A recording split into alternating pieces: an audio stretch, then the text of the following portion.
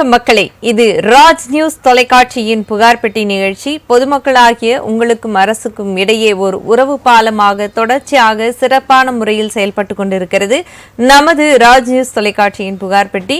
இந்த நிகழ்ச்சியில் நீங்கள் பங்கு கொள்ள விரும்பினால் நீங்கள் அழைக்க வேண்டிய தொலைபேசி எண் 0442431161 என்ற தொலைபேசி எண்ணுக்கு எங்களை தொடர்பு கொள்ளுங்கள்.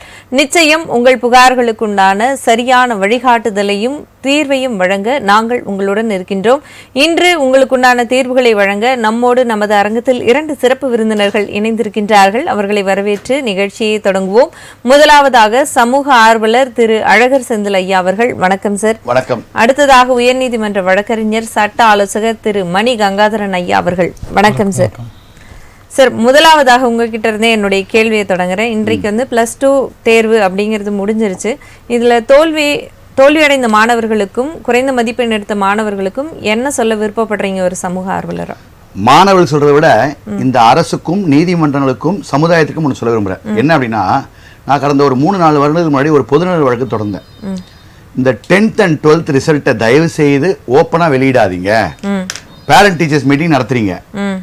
இலவச, அதாவது விலையில்லா சைக்கிள் சொல்லி இலவச சைக்கிள் கொடுக்குறதுக்கு ஒரு டைம் போட்டு எல்லாரும் வர வச்சு கொடுக்குறீங்க. இதெல்லாம் முடியக்கூடிய ஒரு அதிகாரிகளோ இல்ல அரசாங்கமோ அந்த 10th and 12th அந்தந்த ஸ்கூல்ல வந்துட்டா ரிசல்ட்டை இருக்கும்போது அவங்க பேரண்ட் வரணும்னு சொல்லணும். அந்த ஒரு நாள் வாழ்க்கையில அந்த 10th 12th ஒரு நாள் அந்த பேரண்ட் வந்தாங்கன்னா அங்க ரிசல்ட் அனௌன்ஸ் பண்ணாங்கன்னா அந்த பிள்ளைங்க இந்த சூசைட் அட்டம்ப்ட்ல வெளியே வந்துருவாங்க. நிறைய பேர் என்ன அப்பா திட்டுவாங்க, அம்மா அடிப்பாங்கன்னு தானே கணக்கு. அப்ப டீச்சர் முன்னாடி பொது இடத்துக்கு முன்னாடி கண்டிப்பா அப்பா அம்மா அடிக்க மாட்டாங்க. அங்க ரியாக்ஷன்ஸ் வேற மாதிரி மாறும். அந்த பிள்ளைங்க யாரெல்லாம் பாஸ் ஆனாலும் வாங்கிட்டு போறாங்க. ஃபெயிலான பிள்ளைங்களோ இல்ல கம்மியான பிள்ளைங்களோ அங்க உட்கார வச்சு அவங்க பேசிட்டாங்கன்னா அந்த இடத்துல அந்த கஷ்டம் போயிடும் அப்படின்னு நான் போட்டேன். ஆனா நீதிமன்றம் என்ன சொல்லிச்சுன்னா இது சாத்தியம் இல்லை அப்படின்னு. என்ன வகையில சாத்தியம் இல்லை, என்ன சொன்னாங்கன்னு தெரியாது. எனக்கு ரொம்ப வருத்தமா இருந்தது. ஏன்னா இதை பொதுநலத்துக்காக போடக்கூடிய விஷயங்கள். நான் கடந்த அந்த 5 வருஷமா எடுத்தேன். எவ்வளவு குழந்தைங்க இறந்து போனாங்க, ஏன் இறந்து போயிட்டாங்க, போய் ட்ரெயின்ல அடிப்படுறதும் சூசைட் பண்ணி மருந்து குடிச்சிட்டு போறதும் இதெல்லாம் வேண்டாமே அப்படின்றதுக்காக தான் நான் சொல்றேன். பேப்பர்ல ஒரு தடவை போட்டாங்க, ஒரு பொண்ணு ஃபெயில்னு போட்டாங்க. அதுக்கப்புறம் அந்த பொண்ணு செத்து போன அப்புறம் அந்த மாத்தி தப்பா போட்டதா சொன்னாங்க. பேப்பர்லயோ இன்டர்நெட்லயோ வெளியிடுறது மிக மிக தவறான ஒரு விஷயம்.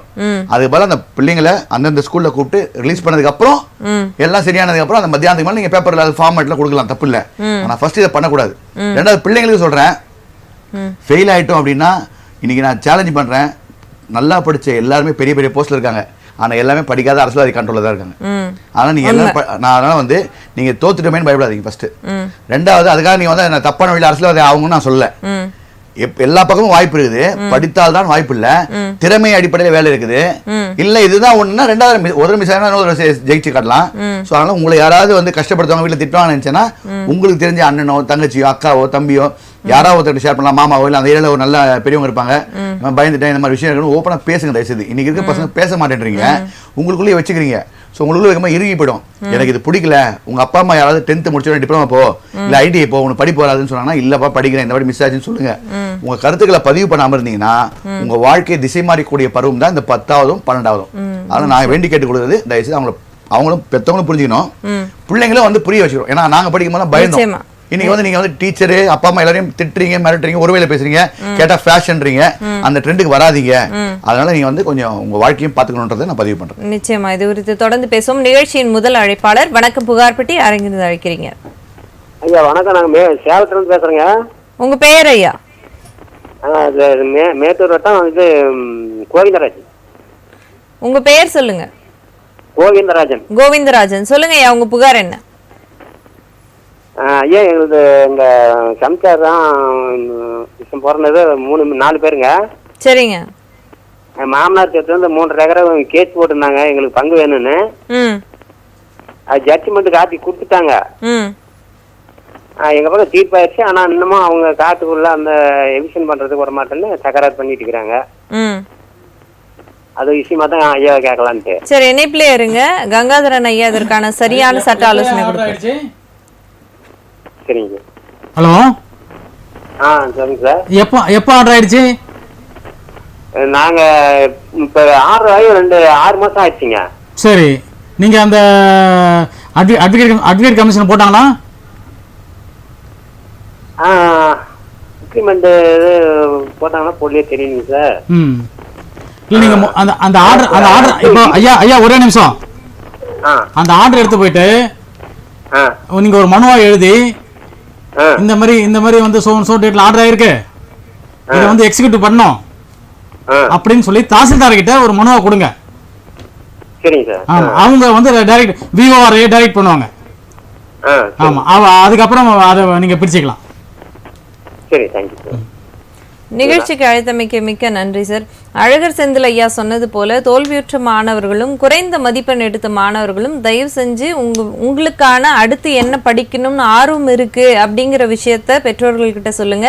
இல்ல அடுத்த முறை நல்ல மதிப்பெண் எடுத்துறோம் அப்படிங்கிற ஒரு உறுதிமொழியை பெற்றோர்கள்கிட்ட சொல்லுங்க. ஏன்னா பெற்றோர்களுக்கு நீங்கள் எந்த அளவுக்கு மதிப்பெண் எடுக்க வேண்டும் என்பது எந்த அளவுக்கு முக்கியமோ அதே வகையில் நீங்கள் உயிருடன் இருக்க வேண்டும் என்பது மிக மிக முக்கியமான ஒரு விஷயம் பெற்றோர்களுக்கு. அதனால உங்களின் உயிர் வந்து விலை மதிக்க முடியாத ஒன்று. அதனால அதை வந்து யாருக்காகவும் இந்த மாதிரி சின்ன சின்ன விஷயங்களுக்காக அதை வந்து துச்சமா மதிச்சு எந்த விதமான தவறான எண்ணங்களுக்கும் சென்று விடக்கூடாது. பெற்றோர்களும் பிள்ளைகளை அரவணைத்து போகணும். இந்த மாதிரியான தருணங்கள்ல வாழ்க்கையை வந்து படித்தவர்களுக்கு மட்டும்தான் இந்த உலகம் அப்படிங்கிறது கிடையாது. தொழிற்கல்வி என்ற வகையில் நிறைய இருக்கிறது, திறமையின் அடிப்படையில் நிறைய இருக்கிறது. அதனால வேலை வாய்ப்புகள் இங்கு அதிகம். அதனால பிடித்த விஷயங்களில் திறமையை வளர்த்து கொள்ளுங்கள். நிச்சயம் உங்களுக்கான ஒளிமயமான வாழ்க்கை எதிர்காலத்தில் நிச்சயம் அமையும். சார், இன்றைக்கு பார்த்தீங்கன்னா சட்டக்கல்வி அப்படிங்கிற ஒரு விஷயம் +2 படித்த மாணவர்களுக்கு எந்த வகையில் சிறப்பானதாக இருக்கும், எப்படி எப்படிலாம் அதுக்கு அப்ளை பண்ணலாம், அதை பற்றி கொஞ்சம் டீட்டெயிலாக. +2 பாஸ் பண்ணியிருந்தா 5 வருஷம் அப்ளை பண்ணலாம். டிகிரி படிச்சிருந்தா 3 இயர்ஸ் அப்ளை பண்ணலாம். இப்போ பார்த்தீங்கன்னா இப்போ வந்து அதுக்கு முன்னாடி வந்து மொத்தம் ஒரு 5 காலேஜ் தான் இருந்துச்சு. தமிழக அரசு நடத்தக்கூடிய காலேஜ் தான் இருந்துச்சு தமிழ்நாட்டில். இப்போ ப்ரைவேட் காலேஜுக்கெலாம் நிறைய காலேஜுக்கெலாம் பர்மிஷன் கொடுத்துருக்காங்க. ஏறக்குறைய 30 காலேஜ் இருக்குது தமிழ்நாட்டில். இப்போ எல்லா காலேஜுக்கும் அப்ளிகேஷன் நம்ம போட்டு அது கவர்மெண்ட் காலேஜில் கிடைக்குன்னா அது ஒரு இவங்க ஒரு இது வைப்பாங்க, புள்ளி விவரங்கள் வைப்பாங்க. இந்த மார்க் எடுத்தா இந்த பர்சன்டேஜ் எடுத்தா கிடைக்கணும். அதுக்கு கீழே எடுத்தவங்களுக்கு கிடைக்காது. அப்படி கிடைக்காதவங்க பிரைவேட் காலேஜை நோக்கி போய் படிக்கலாம். அதுக்கப்புறம் வந்து இன்னைக்கு வந்து பார்த்தீங்கன்னா ஒரு அட்வொகேட் ஆகிட்டு கூட அதுக்கப்புறம் தாசில்தார் அந்த டிஎன்பிஎஸ் எக்ஸாம் எழுதுறது, ஒரு மற்ற எக்ஸாம் எழுதுறது, ஐஎஸ் ஐபிஎஸ் எக்ஸாம் எழுதுறது, அது போல எழுதலாம். அந்த முடிச்சு அதே போல அந்த 3 வருஷத்துக்குள்ள மேஜிஸ்ட்ரேட்டை கூட ஆகி நம்ம மேஜிஸ்ட்ரேட்டாகவும் ஆகலாம், டைரக்ட் ஆகலாம். அது போல வாய்ப்புகள் இருக்கு. அதனால வந்து நிறைய நம்ம தன்னைத்தானே பாதுகாத்துக்கிறதுக்கு ஒரு முக்கியமான ஒரு சமுதாயத்துல ஒரு முக்கிய ஒரு சமூக அங்கீகாரமா இருக்கு. இது ஒரு நோபல் உடைய ஒரு ப்ரொஃபஷனா இருக்குது. மத்த யாரு ஒரு இதுல வந்து எந்த ஒரு மற்ற எல்லா பணியும் காட்டிலும் இது ஒரு மக்கள் பணியாற்றக்கூடிய ஒரு விஷயமாவும் நம்மளால பார்க்க முடியுது இல்லையா? கண்டிப்பா நிச்சயமா இது குறித்து தொடர்ந்து அடுத்தது பேசுவோம். அழகர் செந்தில் சார், இப்போ வந்து பாத்தீங்கன்னா நேற்றைக்கு வந்த செய்தி, ஒரு சிறுமியை வந்து தடை செய்யப்பட்ட ஒரு நாய் இனத்தை வளர்ப்பவர் மூலமா வந்து ஒரு குழந்தை வந்து பாதிக்கப்பட்டிருக்கு. இது எந்த அளவுக்கு சமுதாயத்தில் ஒரு இம்பாக்டை கிரியேட் பண்ணியிருக்கு, எந்த அளவுக்கு இதை வன்மையாக கண்டிக்கிறீங்க? அதாவது நாய் வளர்ப்புன்றது வந்து தவறு இல்லை, ஆனால் அது வந்து என்ன மாதிரி நாய் அப்படின்றத பொறுத்திருக்கு. ஏன்னா ராட்வைலர்ன்றது வந்து ஒரு வேட்டை நாய் மாதிரி. அது நான் கூட பார்த்துருக்கேன். இந்த ராமபுரம்ல மூன்லைட் கிட்ட ஒரு பெட்ரோல் பங்க் இருக்குது. அது பக்கத்தில் இந்த பார்க் டியூஹார் அப்படின்னு ஒரு அப்பார்ட்மெண்ட் இருக்குது. அந்த அப்பார்ட்மெண்ட்ல கூட ஒருத்தர் வந்து ராட்வைலர் டாக வெளியே கொண்டு போறாரு. ஒரு தெருநாயை ஓட வச்சுட்டு ஒரு செகண்ட் தான் அது கடிச்சு குதறிடும். ஏன்னா இவங்கெல்லாம் வந்து வேட்டை நாய்ங்க செத்துருவாங்க. இது மாதிரி ஏதோ ஒரு கண்ட்ரில கூட ஒருத்தருடைய அந்த ஓனருடைய மூஞ்சியே அது கடிச்சு குதறி இருக்கு. ஸோ அப்படி இருக்கும்போது இந்த குழந்தை பார்க்ல தான் விளையாடி இருக்குது. பாவம், அதுவும் அறியாத ஒரு பொண்ணு குழந்தை பார்க்கல விளையாடி இருக்குது. இந்த ராட்வைலர் டாக் வச்சிருந்த அவர் வந்து அந்த பப்ளிக் சொல்ற வியூ என்னன்னு நான் பார்த்தேன், அதையும் பார்த்தேன். இவர் எல்லாரும் பப்ளிக் கேட்பாங்க, சார் எங்களுக்கு பயமா இருக்கு சார், அப்படி கொண்டு வந்து பெல்ட் எல்லாம் போட மாட்டார். அவர் லைசன்ஸ் அந்த இதெல்லாம் போடாம பெல்ட் எல்லாம் போடாம ஃப்ரீ அப்படி அவர் கண்ட்ரோல் இருக்கட்டும். அவர் கண்ட்ரோல் இருந்தால் வீட்டுக்குள்ள வச்சுக்கலாம்.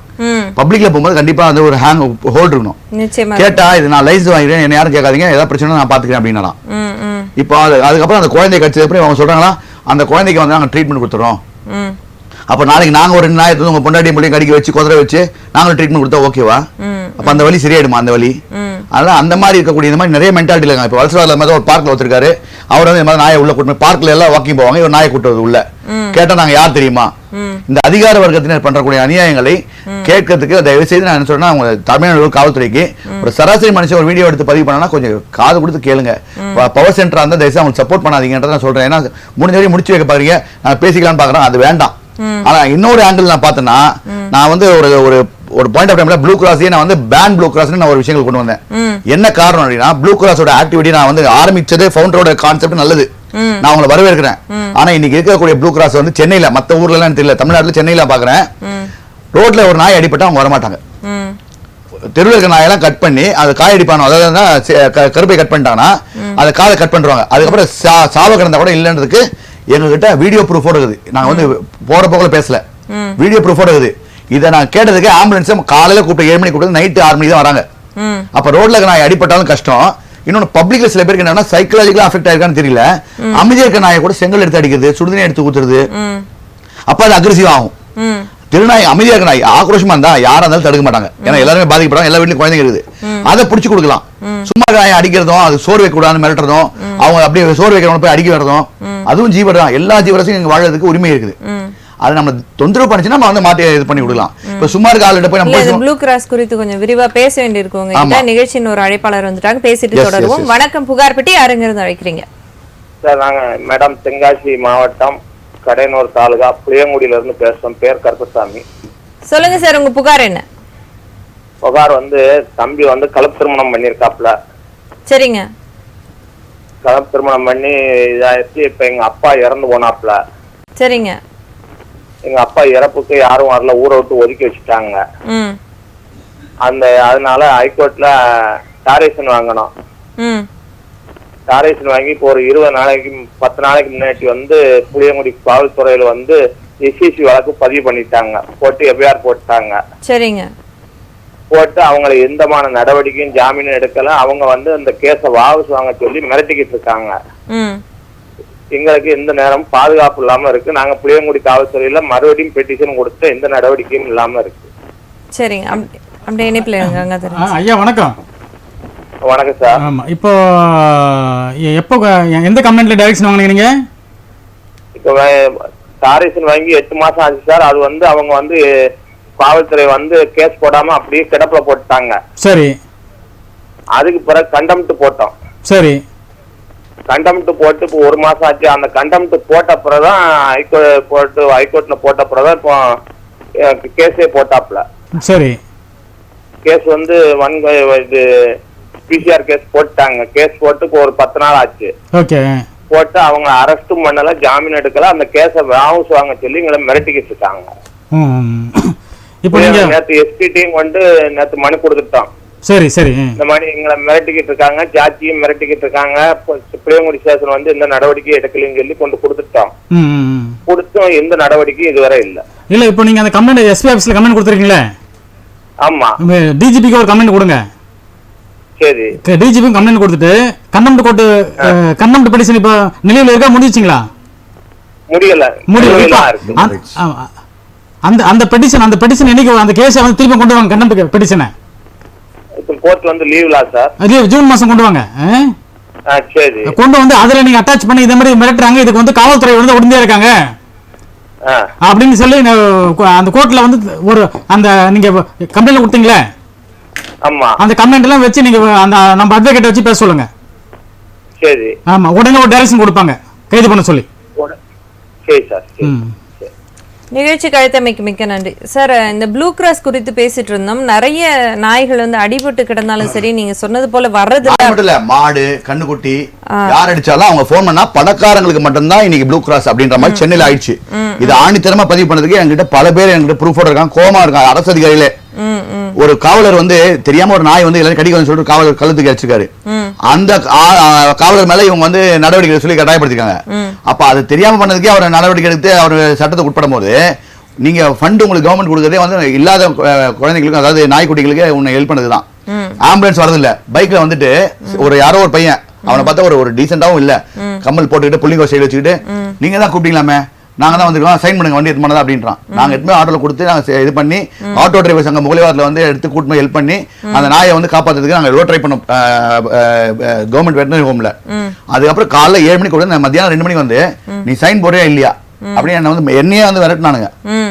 ஓரளவு விஷயம் தெரியும், அப்ப விஷயம் தெரியாத எப்படி போய் விரட்டுவாங்க?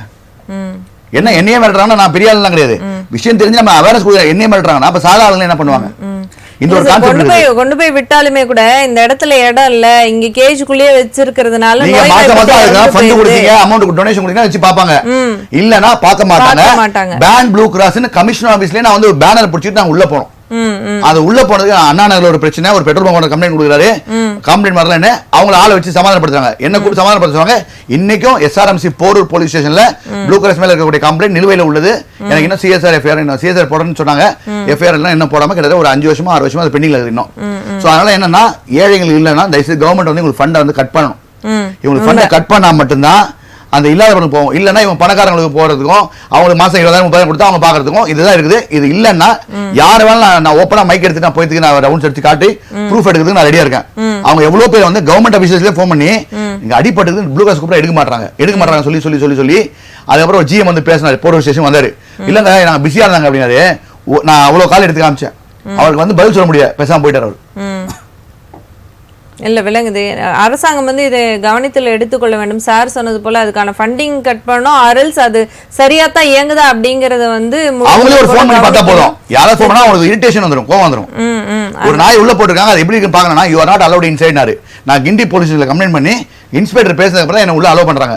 உள்ள போனா அவங்களோட மெயின் இதே வந்து அந்த கருப்பையை கட் பண்ணி அடுத்தடுத்து வளரக்கூடாது. நாட்டு நாய்கள், தமிழ்நாட்டில் இருக்கக்கூடிய நாட்டு நாய்களை அவர்கள் வளர்க்கக்கூடாது, அதை அழிக்க வேண்டும் என்பதே நோக்கமாக இருக்கிறதோ என்று எனக்கு ஐயப்பாடு உள்ளது. இல்ல அது அப்படி பொத்தாம்பதுவா நம்ம சொல்லிட முடியாது. இல்ல ஐயப்பாடு உள்ளது என்பதை நான் கோடிட்டு காட்டுகிறேன். அதுதான் உறுதியா சொல்ல. ஐயப்பாடு இருந்தால் எங்களுக்கு அதுக்கு இருக்கு, இல்லன்னா கிளாரிஃபை பண்ணுங்க. இருக்கு, நிச்சயமா அப்படி எல்லாருக்கும் ஒரு பொதுப்படையான ஒரு ஐயப்பாடு இருக்குதான். ஆனா அப்படிங்கிறதும் நம்ம முற்று முழுவதுமா நம்ம சொல்லிட முடியாது. இருந்தாலும் ப்ளூ கிராஸ் அப்படிங்கிறது நிறைய பேருக்கு நிறைய வேலை இருந்தாலும் உங்களுக்கு பிரதான வேலையே இதுதான் அப்படின்னு போது அது சிறப்பான வகையில செய்யணும் அப்படின்னு சொல்லி புகார்பெட்டி வாயிலாவும் நாங்க வலியுறுத்தி சொல்லுறோம். நிகழ்ச்சியின் அடுத்த அழைப்பாளர், வணக்கம். புகார்பெட்டி யாருங்கிறது அழைக்கிறீங்க? Hello madam. வணக்கம் சார், உங்க பேர் எந்த மாவட்டத்துல இருந்து அழைச்சிருக்கீங்க? நான் முத்தையா மேடம், என் பேரு தூத்துக்குடி மாவட்டத்துல இருந்து பேசுறேன். சொல்லுங்க சார், உங்க புகார் என்ன? மேடம், ஒரு சாமியார்ட்ட ஒரு 5 லட்ச ரூபாவும் ஒரு 6 நகையும் ஏமாத்திட்டேன். சாமியார் கிட்டீங்களா? ஆமா மேம். சாமியார் இப்போ எங்க இருக்காரா இல்ல அப்ஸ்காண்ட் ஆயிட்டாரா? ஆளு கார்ல சுத்திட்டு அங்கிட்டு ஓடி போயிட்டாங்க, எனக்குள்ள இல்ல. போலீஸ் ஸ்டேஷன்ல எல்லாத்துலயும் கம்ப்ளைண்ட் பண்ணி வச்சிருக்கு. அவங்க ஆடி மாசம் தான் வருவாங்க பாப்போம்னு சொல்லியிருக்காங்க. ஆனா அதுக்கப்புறம் ஒரு பதிலும் இல்லைங்க மேம். பூரா வேலைக்காரங்களுக்கு அங்க கோயில் ஒரு 4-5 பேர் வேலை பார்க்குறாங்க. அவங்களுக்கு சம்பளம் ஒரு நாளைக்கு 1000 ரூபாய் கொடுத்து இது பண்றாங்க. ஆனா எந்த நடவடிக்கையும் நாங்களும் 2 வருஷம் ஆச்சு மேடம் கொடுத்து. இவர் வந்து கோயில்ல இருக்கிற அந்த பூசாரி மாதிரி சாமியாரா இல்ல தனிப்பட்ட முறையில சாமியாரா நீங்க கொடுத்தது? கோயில்ல வச்சுதான், அந்த கோயில வச்சுதான் எல்லாம் நம்மள மட்டும் இல்ல நிறைய பேர்த்த ஏமாத்திருக்காங்க மேடம். அவர் தோல் வச்சுக்கார், தப்பு இல்ல. எந்த ஊர் அவரு? சாமியார் பேர் என்ன? புங்கவர்ணத்தம். என்னங்க? புங்கவர்ணத்தம், தூத்துக்குடி மாவட்டம் புங்கவர்ணத்தம். சாமியார் பேரு பாலசுப்ரமணியன். அவருக்கு ஏதாவது ஆசிரமம் பேர் இருக்கா? இல்ல சார். இல்ல, என்ன கோயில்ல இருந்தாரு, என்னன்னு சொல்லி உங்கள்ட்ட பண்ணாரு? புதிய அண்ணாதிநாதன் கோவில். என்னங்க? புதிய அண்ணாதிநாதன் கோயில் சொல்லி அதை வச்சு எல்லாத்தையும் ஏமாத்திட்டு அலையறாங்க. எல்லாத்தையும் விட்டுருங்க, உங்களுக்கு என்னன்னு சொல்லி ஏமாத்தினா நீங்க என்ன சொல்லி காசு கொடுத்தீங்க? நான் என் மச்சினனுக்கு என் வீட்டுக்காரோட தம்பி புத்தி கொஞ்சம் இதா இருக்குன்னு கூட்டு போனாங்க சார், ஒருத்தன் தெரிஞ்சாலு. சரிங்க. அங்க போய் நாங்க எங்களை அது உங்களுக்கு அது செஞ்சு தரேன் இது செஞ்சு தரேன் உங்களை. இல்ல அதுதான் கொஞ்சம் தெளிவா சொல்லுங்க, அது செஞ்சு தரேன் என்ன செஞ்சு தரேனாரு? எனக்கு உங்களுக்கு காசு தரேன் இது தரேன்னு சொல்லி எங்களை இது இந்த மாதிரி ஏமாத்தின மாதிரி ஏமாத்தி காசு தரேன்னு சொன்னாரா? ஆமாங்க சார். காசு தரேன், நீங்க அதுக்கு காசு கொடுத்தீங்க?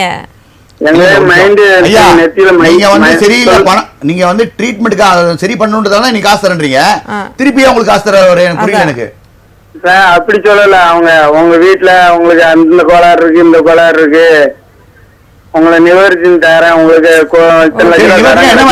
என்ன நிவர்த்தி பண்ணி தரேனாரு? உங்களுக்கு கஷ்டம்லாம் நீக்கி தரேன்னு சொன்னாங்க சார். அதான் எது மூலமா? ஒரு காவல்துறை மூலமாவா இல்ல வந்து பூஜை பண்ணி ஹோமம் பண்ணி தரேனாரா இல்ல மாந்திரிகம் கோயில் மூலமா பூஜை பண்றனாரா ஹோமம் பண்றனாரா மாந்திரிகம் பண்றனாரா? பூஜை பண்ணி உங்களுக்கு தரேன் அப்படின்னு சொன்னாப்ல. சரி, அதுக்கு வந்து 6 லட்சம் கேட்டாரா? ஆமா சார். கோடி உங்களுக்கு நீங்க கொடுங்க இவ்வளவு கொடுங்க, உங்களுக்கு இத்தனை ரூபாய் 1 லட்சம் கொடுத்தா உங்களுக்கு 5 லட்ச ரூபாய் தரேன் 10 லட்ச ரூபாய் தரேன்னு சொல்லி எங்களை இது பண்ணிட்டாங்க சார். 1 லட்சம் கொடுத்தா 5 லட்சம் தரேன், நான் டபுளா தரேன் ட்ரிபிளா தரேன்னு சொல்லி அப்படி ஏமாத்திருக்காரு. ஆமாங்க சார். இது கோயில சொல்லி பூஜை பண்ணல, அவர் கோயில்ல இருக்காரு, பண வேலை பண்றாரு. 1 லட்சம் தான் 5 லட்சம் தான் சொல்லி மிரட்டிருக்காரு, ஏமாத்திருக்காரு. ஆமா, குரலி வித்த மாதிரிங்க சார். சரி, தூத்துக்குடியில நீங்க யார்கிட்ட கொடுத்தீங்க? காவல்துறையில கொடுத்தீங்க, எஸ்பிட்ட கொடுத்தீங்களா இல்ல யார்கிட்ட கொடுத்தீங்க? கமிஷனர் கொடுத்தீங்க? கலெக்டர் ஆஃபீஸ்லயும் கொடுத்திருக்கேன் சார், தூத்துக்குடி எஸ்பி ஆஃபீஸ்லயும் கொடுத்திருக்கேன். சரிங்க. இங்க பசுந்தன அவங்களுக்கு பசுந்தன அங்கேயும் கொடுத்திருக்கேன் சார். அவரோட போட்டோ இருக்கா? இருக்குங்க சார். அவரோட போட்டோவையும் போட்டு அந்த ஆசிரமத்தையும் போட்டு இந்த மாதிரி எனக்கு இவரை ஏமாத்திட்டு போயிட்டாரு, காவல்துறை புகார் கொடுத்துருக்கேன், யாரும் ஏமாறாதீங்க அப்படின்னு ஒரு விழிப்புணர்வு வாட்ஸ்அப் ஊடகத்தை போட்டு விட வேண்டியதானே சார்? வாட்ஸ்அப்ல நான் யாருக்கும் போட்டது இல்லை சார். நீங்க போட்டது இல்லன்றது வேற, நீங்க இன்னொரு ஏமாற மாட்டாங்க. ரெண்டாவது காவல்துறை போவோம், உடனே நடவடிக்கை எடுப்பாங்க. அந்த மாதிரி ஒரு சமூக ஊடகத்துல ஒன்று போட்டு விடுங்க. சரிங்க சார். உங்களை மாதிரி நிறைய பேர் ஏமாத்தா நீங்க சொல்றீங்க. எங்களை மாதிரி விளாத்துக்குளத்துல 6 பேர் 8 பேருக்கு ஏமாந்துருக்காங்க. அதான் சொல்றேன். இன்னும் அடுத்த ஆள் ஏமாறக்கூடாதுன்னா அந்த ஆசிரம வாசல போய் நின்றுட்டு இந்த மாதிரி இங்க பாலசுப்ரமணியன் ஒரு சாமியார் இருந்தாரு, இந்த விஷயத்துக்காக 1 லட்சம் கொடுத்தா 6 லட்சமா தரேன்றாரு, பணத்தை வந்து 5 மடங்கு பண்ணி தரேன்றாரு. இவர் என்ன செய்யறாரு, எங்களை ஏமாத்திட்டு போயிட்டாரு. நம்ம தூத்துக்குடி மக்களாகட்டும் தமிழக மக்களாகட்டும் யாராலும் அவர் ஏமாறாதீங்க, காவல்துறை போர் கொடுத்துருக்கு, இவர் தான் அந்த மூஞ்சின்னு சொல்லி போட்டு விடுங்க. தப்பு என்ன இருக்கு? அதுதான் சார், ஒன்றும் தெரியாம தான் சார் போடுங்க. இப்ப போடுங்க, அது சமூகத்துல பரவும். நீங்க பாத்துக்கீங்க, ஒரு குழந்தைய அடிச்சாங்கன்னா அடுத்த சமூகத்துக்கு வருது, அடுத்த நாள் கைது பண்றாங்க போலீஸ். ஆமா, சமூகம் வந்து பவர்ஃபுல், புரியுதா? கடன் கொடுத்தவங்க அடுத்த 10,000 வட்டிக்கு வாங்கி கொடுத்துட்டேன் சார். அதனால ஒண்ணும் ஐயா நான் சொல்றது பண்ணுங்கய்யா, நீங்க சொல்றது பண்ணுங்க, நடக்கும், வேலை நடக்கும். சரிங்க சார். இன்றைக்கு வந்து பாத்தீங்கன்னா சோஷியல் மீடியா அப்படிங்கிற ஒரு விஷயத்தை வந்து சரியான வகையில பயன்படுத்தக்கூடிய நபர்களும் இருக்கிறாங்க. நீங்க சொன்னது போல ஒரு சிறுமி பாதிக்கப்பட்டது வந்து இன்ஸ்டாகிராம்ல பகிர்ந்த அடுத்த நாளே வந்து அரெஸ்ட் அப்படிங்கிற ஒரு விஷயம் வந்து சாத்தியப்பட்டு. எனக்கு இருக்கக்கூடிய முக்கியமான அதிகாரிகள் குரூப்ல ஒரு 7 குரூப் இருக்குது. அந்த குரூப்ல எல்லாம் என்ன இது மாதிரி சோசியல் இது மாதிரி டார்ச்சர் ஆச்சுன்னா அடுத்த நிமிஷம் அனுப்புறேன். இதனால நான் அனுப்பினால்தான் அவங்க எடுத்தாங்கல்ல, என்ன மாதிரி எவ்வளவு பேர் அனுப்பலாம். அப்ப இது போக போக போக ஆட்டோமேட்டிக்கா என்னன்னா அதுக்கான செயல்பாடு உண்டுன்றதை சொல்றேன். நிச்சயமா நிச்சயமா. அதனால வந்து இன்ஸ்டாகிராம்ல சும்மா பாக்குறது, வாட்ஸ்அப்ல ஃபார்வர்ட் மெசேஜ் அனுப்புறது, அதுக்காக மட்டுமே சமூக வலைத்தளங்களை பயன்படுத்த வேண்டாம். இது போன்ற முக்கியமான விஷயங்களை ஒரு விழிப்புணர்வு ஏற்படுத்தும் விதமா நீங்க பாதிக்கப்பட்டிருக்கிறீங்க. அதனால இனிவரும் காலங்களில் யாரும் பாதிக்கப்பட்டிருக்கூடாது அப்படின்னும் நீங்க இந்த விஷயத்த பதிவிடலாம். பிளஸ் தமிழ்நாடு போலீஸை டேக் பண்ணியும் நீங்க இந்த விஷயத்த வந்து பகிர்ந்தீங்க அப்படின்னா உண்மையிலே உங்களுக்கு உண்டான தீர்வு வந்து வெகு விரைவில் கிடைக்கும் அப்படிங்கறது வந்து புகார் கையில ஒரு கத்தி மாதிரி. ஏன்னா இன்றைக்கு செய்திகளே வந்து சமூக ஊடகங்கள்ல வைரலா பரவிச்சு அப்படின்னு செய்தி படிக்கக்கூடிய கட்டாய சூழ்நிலைக்கு நாங்க ஆளாயிட்டோம். எதுக்காக சொல்றேன் அப்படின்னா இன்றைக்கு வந்து எங்களுக்கு முன்னாடி எல்லாருக்குமே தெரிஞ்சது, ஏன்னா எல்லார் கையிலுமே ஒரு செல்போன் இருக்கு, ஒரு கேமரா அப்படிங்கிறது ரெடிமேடா இருக்கு. அப்படிங்கறதுனால ரொம்ப ஈஸியா அந்த விஷயம் வந்து இன்னைக்கு வந்து சாத்தியப்படுத்த முடியும். சமூக ஊடகம் ஒரு கத்தி மாதிரி, பழத்தை கட் பண்ணி அழகா சாப்பிட்டா ஆரோக்கியமா இருக்கலாம், தப்பா நம்ம எடுத்துக்கிட்டா செத்து போயிடலாம். அதனால நம்ம எப்படி யூஸ் பண்றோம்னு பொறுத்தான். அதனால வந்து அந்த காகிதத்தையும் ஆயுதத்தையும், இந்த ஆயுதம் வந்து கத்தி மட்டும் இல்ல, பேனா, அது வந்து பேனுக்கு பதிலா வாட்ஸ்அப்ல வரல. சோ அதை எழுதுங்கன்ற, நான் எழுத இந்த மாதிரி அஃபெக்ட் பண்ணது சொல்லணும், ஒருத்தரும் சொல்லணும். அவர் அதுக்கப்புறம் எங்க வரலாம் இவர் மூஞ்சி பாப்பாரு, போய் சாமியார் ஏமாத்திரம் போறது சொல்லிட்டு யாரோ ஒருத்தர் பிடிப்பாங்கல்ல. நிச்சயமா அது வந்து அடுத்த நாள் செய்யணும், அதை அடுத்த நாள் செஞ்சணும். சரி பாப்போம், அதை எப்படி பாப்போம். நிச்சயமா இது குறித்து தொடர்ந்து பேசுவோம். வணக்கம், புகார் பெட்டி, யார் எங்கிருந்து அழைக்கிறீங்க? ஐயா உங்க பேர் எந்த மாவட்டத்துல இருந்து அழைச்சிருக்கீங்க? நக்கீரன். எந்த மாவட்டம் ஐயா? பாண்டிச்சேரிமா. பாண்டிச்சேரி. சொல்லுங்க, உங்க புகார் என்ன?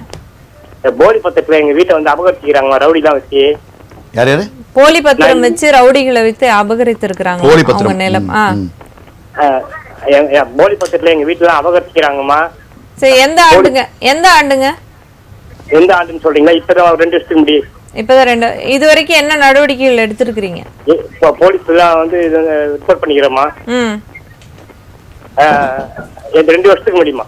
சரி, போலீஸ்ல கம்ப்ளைண்ட் பண்ணிருக்கீங்க. இதன் அடுத்த கட்ட நடவடிக்கை என்ன எடுக்கணும்னு தெரியல. எதற்காக புகார் பெட்டி அழைத்திருக்கிறீங்க?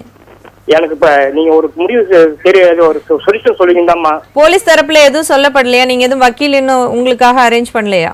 எனக்கு வக்கீல் தான் கிடையாதுமா. இங்க வக்கீல் தான் எனக்கு ஆப்போசிட்டா 2015 கூட நான் கோர்ட்டுக்கு எழுத்த மாதிரி மரணம் ஊத்திக்கினேன். ஐயா இல்ல, பதட்டப்பட வேணாம், அப்படியே இணைப்புல இருங்க. கங்காதரன் சார் இதற்குண்டான தெளிவான விளக்கத்தை. ஐயா வணக்கம். இது எந்த ஃபேக்கா டாக்குமெண்ட் கிரியேட் பண்ணிருக்காங்களா, இல்ல வந்து அந்த இடம் நம்ம இடம் வந்து பட்டா இடமா? பட்டா இடம் தாங்க ஐயா. சரி, 100% போலி பத்திரத்துல எங்க வீட்டை அபகரிச்சுக்கிறாங்க. என்கிட்ட எல்லா ஆதாரமும் இருக்குதுங்க ஐயா. சரி, இப்போ நீங்க அந்த கம்ப்ளைண்ட்ல எப்போ அவங்க என்ன கிரியேட் பண்ணிருக்காங்க? அவங்க வந்து எதுவுமே இல்லைங்க. நான் போய் போலீஸ் ரிப்போர்ட் பண்ணேன். சரி, எந்த டாக்குமெண்ட் கிடையாது. என் டாக்குமெண்ட் நான் கொடுத்தேன், எஸ்எஸ்சி சொன்னார் கொடுக்க சொல்லி. சரி, நான் கொடுத்தேன், எந்த நடவடிக்கை இல்லை. அப்புறம் பாண்டியில ஒரு போலீஸ் ஸ்டேஷன்ல ஒரு கம்ப்ளைண்ட் பண்ண சொன்னாங்க ஐபிஎஸ் அதிகாரி, அதுவும் பண்ணாங்க ஐயா. அதுக்கும் நடவடிக்கை இல்லைங்க ஐயா. என்ன இழுக்கடிச்சு என்ன வீணாக்குறாங்க. என் குடும்பமே இது, நாங்க சவர தொழிலாளிங்க ஐயா. நாங்க இல்ல இப்ப நானா கேக்குறேன்னா, இப்ப அந்த இடம் வந்து இப்போ ஃபர்ஸ்ட் உங்க யார் கண்ட்ரோல் இருந்துச்சு? உங்க கண்ட்ரோல் இருந்துச்சா அவங்க கண்ட்ரோல் இருந்துச்சா? ஒரு பகுதி, முக்கால்வாசி பகுதி என் கண்ட்ரோல்ல இருக்குதுங்க ஐயா. சரி, இப்ப அவங்க கண்ட்ரோல் தான் இருக்கு. அவங்க கண்ட்ரோல்ல வேதி போட்டு வச்சுக்கிறாங்க, ரவுடி வச்சு மிரட்டுறாங்க. ஓஹோ, சரி சரி. இப்போ கண்ட்ரோல் தாங்க ஐயா. சரி, இப்போ நீங்க கம்ப்ளைண்ட் கொடுத்து எவ்வளவு நாள் ஆகுது? 2 வருஷம். கம்ப்ளைண்ட் பண்ணி 4 மாசம் ஆகுதுங்க ஐயா. எந்த ஒரு நடவடிக்கை எடுக்கல? எந்த எடுக்கலங்க. அதுக்கு முன்னாடி போலீஸ் 2 வருஷம் முடி பண்ணிக்கிறேன். ஹைகோர்ட்ல பண்ணிக்கிறேன். ஹைகோர்ட்ல என்ன பண்ணீங்க? ஹைகோர்ட் பெட்டிஷன் போட்டு அவங்க எனக்கு ஒரு பெட்டிஷன் அனுப்பிச்சாங்க ஐயா. சரி. நடவடிக்கை இருக்கிற பள்ளி நோட்டரி மூலியமா கையெழுத்து வாங்கி அனுப்புனாங்க. அந்த நோட்டரி மூலியமா கையெழுத்து வாங்க அனுப்பிச்சாருன்னு தெரியல, ஏமாத்தி காசு வாங்கிட்டாங்க. காசு கொடுத்துட்டு வந்தா என்ன நடவடிக்கை கேட்டா எனக்கு தெரியல அப்படின்றாரு. அந்த கோர்ட்ல என்ன ஆச்சுன்னு கேக்குறேன். கோர்ட்ல ஒண்ணும் கிடையாதுங்கய்யா, போலியான ஒரு ஜட்ஜ்மெண்ட் மாதிரி ஒண்ணு ரெடி பண்ணி வச்சுட்டு ஏமாத்துறாங்க ஐயா. அந்த ரவுடிசம்க்கு அரசியல் பின்புலம் அந்த மாதிரி ஏதாவது இருக்குதா? அந்த வக்கீலு ரவுடிங்க எல்லாருக்கும் இருக்குங்க ஐயா. ஐயா ஒண்ணு இல்ல, இந்த நிகழ்ச்சி முடிஞ்சா தொடர்பு கொள்றேன் உங்களை. இருக்குங்க ஐயா. இல்ல நிகழ்ச்சி முடிஞ்ச பிறகு உங்களுக்கு தொடர்பு கொள்றேன் ஐயா. சரிங்க ஐயா.